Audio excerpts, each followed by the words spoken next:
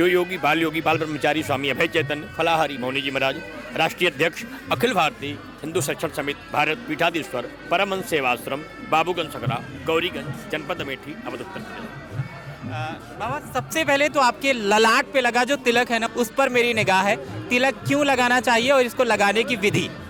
श्रीखंडम चंद्रम दिव्यम गंडाढ्यम सुमनोहरम विलेपनम सुरश्रेष्ठ चंद्रम प्रतिगृहताम चंदनम महत्पुण्यम पवित्रम पापनाशनम आपदाम हरते नित्यम लक्ष्मी तिष्ठति सर्वदा मृत्तिका चंदनम चैवो भस्मतोयम चतुर्थकम एवं द्रव्य यथाकाल मूर्ध पुण्य भवेत् सदा। चंदन लगाने का जो विशेष महत्व है उसे लोगों को जानना चाहिए। चंदनम महत्पुण्यम, चंदन लगाने से पुण्य तो प्राप्त ही होती है। तमाम लोग कहते हैं हमको पुण्य से कोई लेना देना नहीं है, क्योंकि हम तो भगवान को नहीं मानते, चंदन नहीं लगाते हैं। दूसरा लाभ क्या है? महत्पुण्यम पवित्रम, अगर कहीं आपको अशुद्धि हो गई है तब भी चंदन लगाने शुद्धि हो सकती है। तो कहते हम अशुद्धि को भी नहीं मानते, हम कुछ कोई मतलब नहीं, हम लोग भौतिकवादी जुग हैं, पवित्र नहीं होना चाहते। चंदन पवित्रम पापनाशनम, कहा कि चंदन लगाने से पाप समाप्त होता है। तो कहा हम लोग पाप पुण्य में विश्वास ही नहीं करते, क्योंकि हम लोग भगवान को न मानते हैं, तो इसलिए हमारा कोई मतलब नहीं पाप पुण्य से। फिर क्या लाभ है?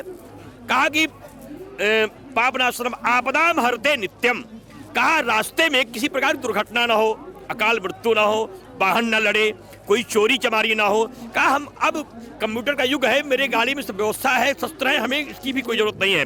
तो कहा लक्ष्मी तिष्ठति सर्वदा, अंतिम चीज संसार में सारे लोगों को स्वीकार करना पड़ता है। चंदन लगाने से गरीबी भी समाप्त हो जाती है।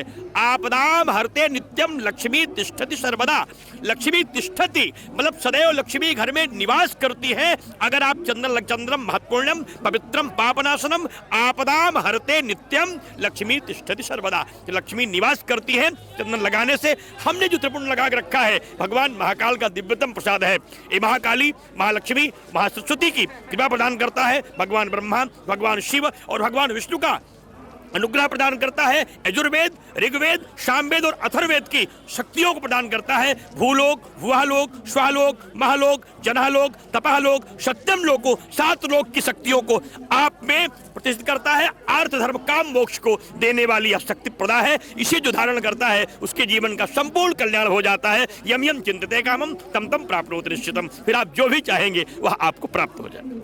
बोलिए जय श्री राम। मेरा दूसरा सवाल आपसे यह है कि चंदन लगाने की क्या कोई विधि होती है प्रॉपर? देखिए, बिना विधि के आप संसार में हर चीज की विधि है। अगर आप नियम से कोई काम नहीं तो आपको लाभ ही नहीं होगा। इसीलिए चंदन लगाने, स्नान करें, स्नान करने के बाद आसन पे बैठ जाएं, और या कोई पंडित की बात छोड़ दें, अगर आप स्वयं लगाते हैं आसन पे बैठे, आचमन करें, प्राणायाम करें, ध्यान करें, फिर चंदन लेकर के हाथ में लगा करके परमात्मा को अर्पित करें। भगवान को चंदन लगाने के बाद ही चंदन लगाना चाहिए। यदि आप रास्ते में हैं तो सूर्य को लगा दें, न लगा पाए वसुंधरा को लगा दें, अन्यथा आप मानसिक प्रणाम करके ही चंदन लेपन करें, तभी आपको पुण्य प्राप्त होगा। स्वामी जी, एक और सवाल, सनातन धर्म क्या है? देखिए, सनातन धर्म जो है यह ऋषि परंपराओं का अनादिकालीन धर्म है। इस धर्म को कोई पैदा करने वाला नहीं रहा, इसका कोई प्रणेता नहीं है, स्वयं भगवान ही इसके जन्मदाता है। जो सनातन है, संस्कृति के प्राण के स्वरूप में जो प्राण है, जिंदगी की हलादनी की शक्ति के भी प्राण है, हर सुधाओं के लिए जो संस्कृति के प्राण है वह सनातन है, जिसका कोई और छोर नहीं दिखता। जिंदगी में ही नहीं, अंत में भी और आदि में भी जिसका कोई अंत नहीं होता, वह सनातन है, जो कभी झुकता नहीं, कभी रुकता नहीं, कभी मिटता नहीं और कभी थकता नहीं। सब सर्वे भवन्तु सुखिनः, सर्वे सन्तु निरामयाः, सर्वे भद्राणि पश्यन्तु मां कश्चित् दुःखभाग् भवेत् की संकल्पना है सनातन। सनातन वेद है, पुराण है, न्याय है, मीमांसा है, शांक है, उपनिषद है, संस्कृति है, मर्यादा है, त्याग है, तप है, व्यवस्था है, निष्ठा है, चरित्र है, ध्यान है, योग है, क्रिया है, सेवा है, वंदन है, अभिनंदन है, ज्ञान है, प्रतिभा है, ऊर्जा है, तेज है, सूर्य है, चंद्रमा है, पृथ्वी है, भूमंडल है, व्यवहार है, व्यवस्था है, तंत्र है, मंत्र है, यंत्र है और सर्वत्र है जो सनातन है। परमात्मा मिल जाए तो इसके लिए 3 काम करें। भगवान पर विश्वास करें, श्रद्धा करें, माता पिता को भगवान की तरह माने और अपने चरित्र का पालन करें। राम मिलेंगे, राघव मिलेंगे, सारी खुशियां आएंगी। आज नहीं तो कल जीवन में सारी खुशियां लाएंगे। विपदा दोष मिटेंगे, निस्दिन आपदा भी मिट जाएगी। हर घर में राघव जन्मेंगे, एक खुशी ले आएगी। जय श्री राम, जय श्री राम। अगला सवाल रुद्राक्ष पर, क्योंकि आपने पहना हुआ है, लोग धारण तो कर लेते हैं, नियम कानून के पता नहीं होते, तो क्या नियम होते हैं? देखिए, रुद्राक्ष 26 प्रकार के होते हैं। शिव पुराण में रुद्राक्षों की जो प्रमाणिता है वो 26 बुक तक के रुद्राक्ष हैं। एक बुक के रुद्राक्ष अति दुर्लभ हैं। रुद्राक्ष खरीदा नहीं होना चाहिए। खरीदा हुआ रुद्राक्ष कभी सिद्धि नहीं देता। मैं इसके लिए पूरे विश्व को चैलेंज कर सकता हूं कि खरीदा हुआ रुद्राक्ष कभी सिद्धि नहीं करता। सिद्धि प्रदायाम भवतः समेत क्रियान सिद्धिम भवतः समेव। क्रियाओं की सिद्धि के लिए क्रिया सिद्धि का ज्ञान होना चाहिए। तस्से तो लोपः स्यात् की प्रवृत्ति में अगर आप धारण करते हैं कैसे लाभ होगा।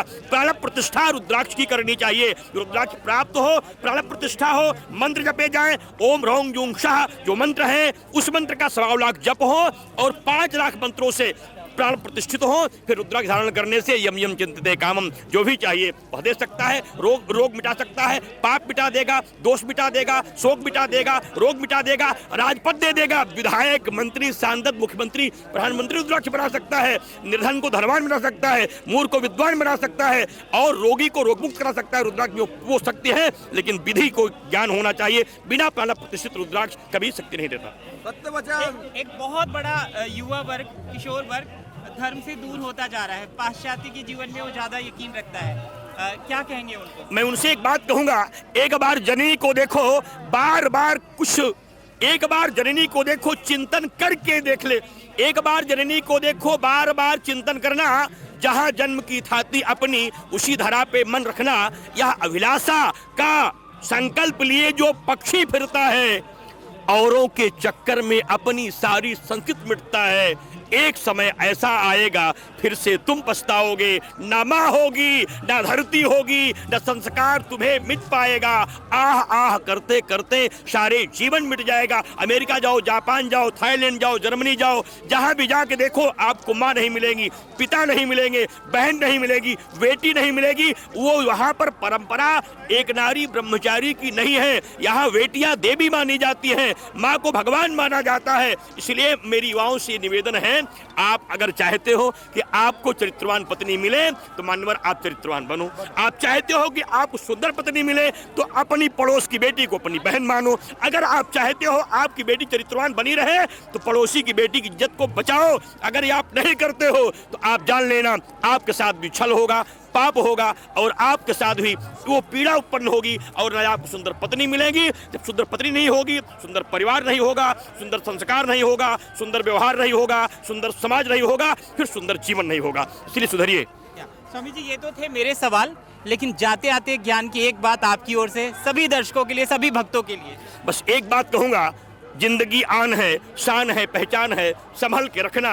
जिंदगी सबकी आन है, बड़ी मुश्किल से मिलती है। 84 लाख योनियों के बाद यह जीवन मिला है, इसे संभाल के रखना, संभल जाना। अब की बार भूल मत जाना चरित्र को, कर्म को, धर्म को, साधना को, संस्कृति को, भारत को, मर्यादा को, पिता को, माता को, भगनी को, व्यवस्था को, तंत्र को, मंत्र को, यंत्र को, जंत्र को बचा के रखना। अन्यथा पूरा जीवन बिगड़ जाएगा, फिर हाथ नहीं आएगा। प्यारे, हम फिर पछताएंगे ही, कुछ और नहीं जीवन में बचता जब अंत काल हो जाएंगे। इसलिए संभलिए, बचाइए, आगे बढ़िए।